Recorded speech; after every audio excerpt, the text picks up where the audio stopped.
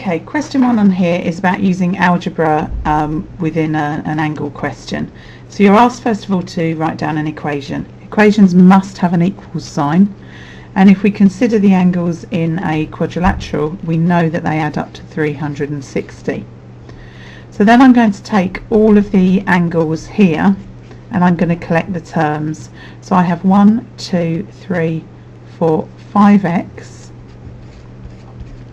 and then 90 plus 10 is 100, plus 20 is 120. So there's my equation. Now I'm going to use that equation and solve it for x so that I can then calculate the size of the smallest angle. So I'm going to do that as follows. So if 5x plus 120 is 360, first thing I'm going to do is throw that over there and take it away. So 5x equals 240, and then x is 240 divided by 5, which is 48. Oh, that's not the answer though. So once I know that x is 48, I need to look back at the size of the angles and substitute 48 in its place. Now, the diagram's not accurately drawn, so although this one looks like the smallest angle, we can't be sure that it is. So I'm going to calculate all of them. So this is going to be 48 plus 10, which is 58.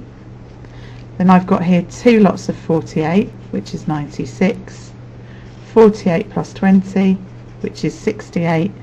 And 48 plus 90, which is 138. So it turns out this was the smallest angle, and that's what I'm going to write on the answer line.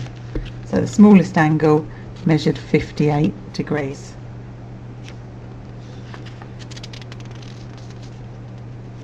Question 2 is a question about using a formula. So here's the formula, and we're told that the minimum temperature in an elderly person's home should be 20 degrees C. And Mrs. Smith is an elderly person and the temperature in her home is 77 degrees Fahrenheit. So we need to use the formula to convert this temperature back to this so that we can then judge whether or not her house is lower than the minimum temperature. So I substitute this into this equation. So C is going to equal 5 times 77 minus 32, all divided by 9. So the first bit I'm going to work out here are the brackets. So I'm going to do 77 minus 32, which gives me 45. So I can either do 5 times 45 and then divide it by 9, or I could divide the 45 by 9 now, which would make my life a bit easier. So if I do this now, there are 5 9s in 45, so then I can just do 5 times 5. So the temperature in her home is 25 degrees, therefore it is not lower than the minimum temperature. You need to write that somewhere. So Mrs. Smith's home is not lower than the minimum temperature should be.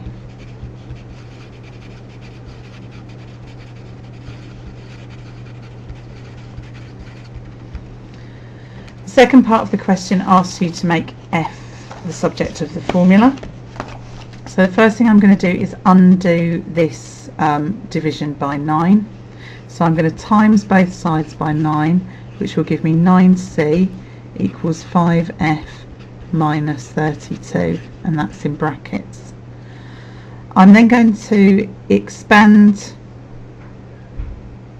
actually no I might not, I could expand the brackets, but I don't need to. I think what I'll probably do is divide both sides by 5, because this is timesing in here.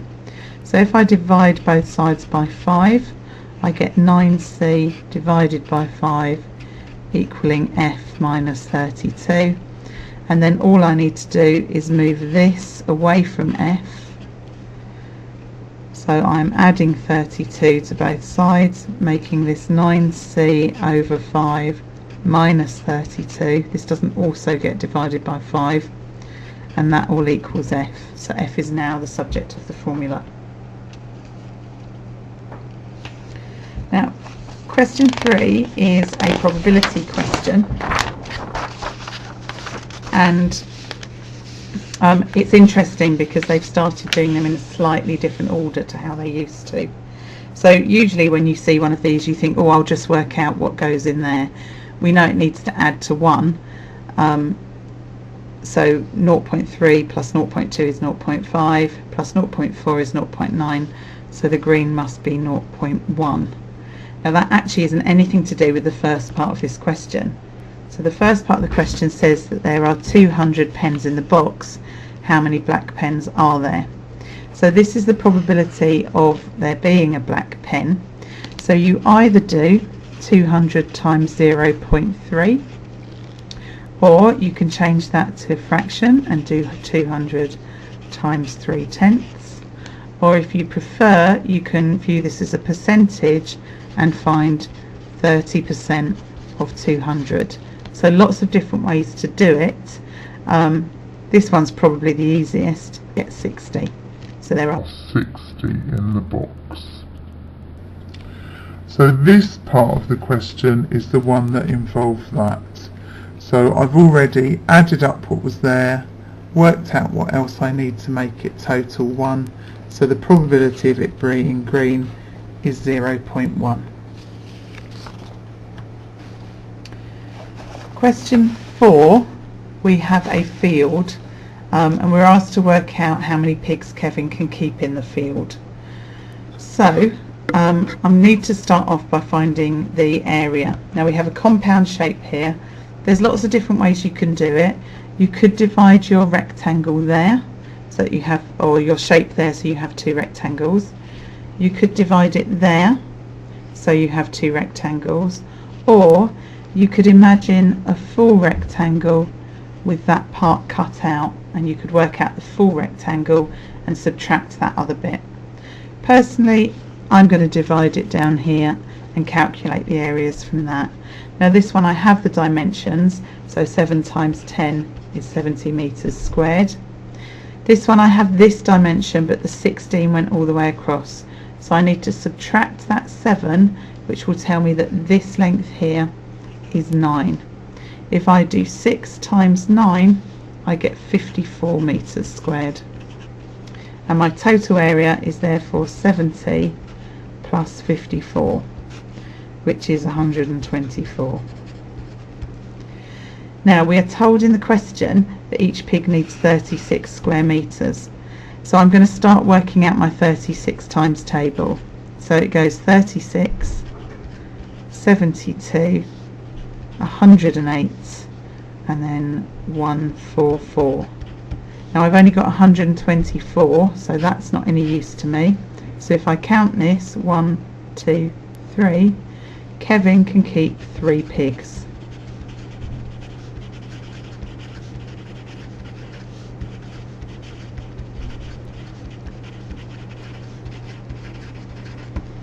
Okay.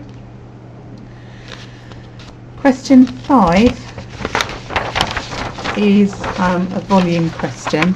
So we have a container here, and you're given information about the container with a diagram, and you're told that Sally is going to fill the container with oil. So first thing that we need to do is work out the volume of the container, and I do that by multiplying 30 by 40 by 50. So to make my life easier for myself, I'm going to do 3 times 4, which is 12, times 5, which is 60, and then I'm going to add on 3 zeros. So the volume of this is 60,000 centimeters cubed. Now there are 3,000 centimeters cubed of oil, so the first thing I'm going to do now is work out how many bottles I need. So I need to divide 60,000 by 3,000. Now I'm doing it like this so that I can just cancel out zeros. So then I need to do 60 divided by 3, which means that my answer is 20 bottles of oil. So we know that Sally can't spend more than £60, and we know that each bottle costs £3.50. So the next thing I need to do is work out how much 20 bottles is going to cost. And I do that by doing 20 times 3.5. Now you can do this in any way you like, but you might find it easier to do 10 times 3.5, which is 35, and double it. So this would mean that the oil that Sally needs would cost £70. So if we're answering the question, can Sally buy enough oil to fill the container? No, it would cost Sally £70 to fill the container.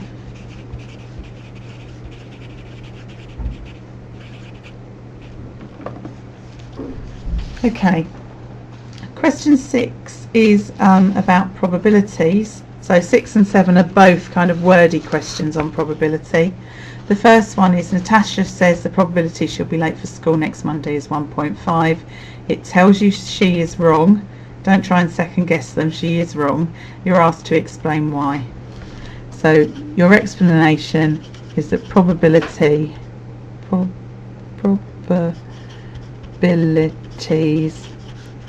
add to 1, not more than 1. For the second part of this question, it's looking at a dice that Sue has rolled.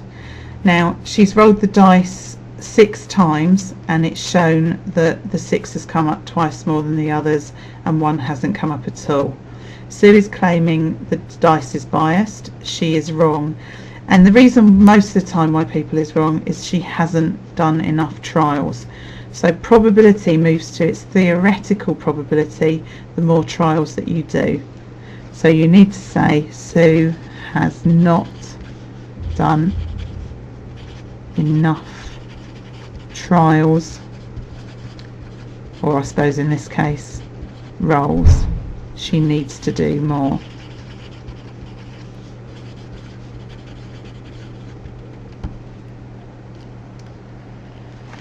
Okay, question 8 is on standard form, and obviously for a non-calculator paper it's to be done without a calculator. So we have got a period of time that the spaceship has travelled for and a speed, and we've been asked to calculate the distance. So a quick reminder of the formula triangle. It goes sausages don't talk from left to right, and if we're being asked to find the distance, I cover that bit up, and distance is going to be speed times time. So what I'm going to calculate here is 8 times 10 to the power of 4 times 6 times 10 to the power of 2. So I do this separately, so I'm going to deal with the normal numbers first and then with the powers. So 8 times 6 is 48, and 10 to the power of 4 times 10 to the power of 2 is 10 to the power of 6. Now although this is correct, this is not in standard form. So if I need to divide this side by 10, I need to add an extra power on this side. So my answer becomes 4.8 times 10 to the power of 7. If this number actually came out as less than 1 and I had to multiply it, I would subtract from this power. The second question says that an aircraft travelled a certain distance in 1 month and the next distance, a different distance in the next month, and you're asked to calculate the total distance. The word total would indicate that you need to do an addition. Now, if you are adding or subtracting in standard form, you need to take the numbers out of standard form first of all and then put them back in. So 2 times 10 to the power of 5, I need 5 digits between my 2 and where the new decimal point would be, so it looks like that. And 3 times 10 to the power of 4 will look like this. And I then add them. And my answer is 230,000. Okay, question 9. This is I suppose a mean question, but this is a kind of a reversal, so when you know a mean, you can work it back.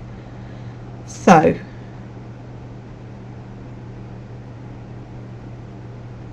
I'm just going to pause the thing here.